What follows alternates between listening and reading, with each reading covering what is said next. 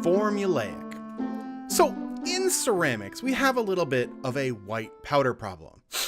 Of course, I mean our raw materials. Our raw materials are very sort of misleading because if you go into a glaze lab, what you're going to find is a whole lot of powders that look virtually the same. They're all generally white or slightly off-white. Occasionally you'll find something that's a brown or a red, but for the most part, it's a bunch of nondescript white powders. Now we've got a few things that make it even worse.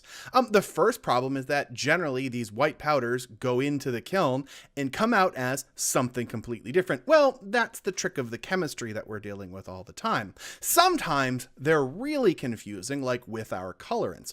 Often the case is we have colorants that are one color, say copper carbonate, which is sort of a blue-green, much like the Statue of Liberty, which is also made of copper, and it comes out of the kiln maybe blue-green, but maybe red, depending on your composition and how you fire it. Or we have something like cobalt carbonate, which is pink when you put it into the kiln and comes out blue.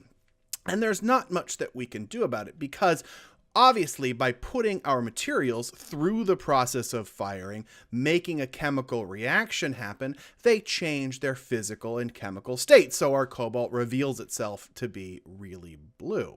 But it does bring up a really interesting feature, which is that we need to understand what all of these white powders are, because if you don't, then they're just a bunch of white powders.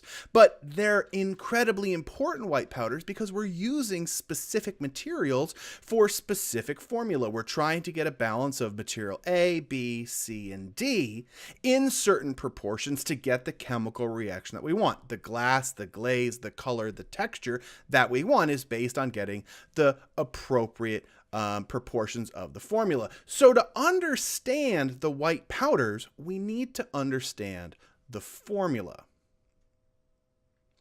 And so let's look at a glaze formula. Now, you may have never seen one before, or you may have come across many of them, and they can often be a little bit confusing, but in general, this is what a glaze formula will look like.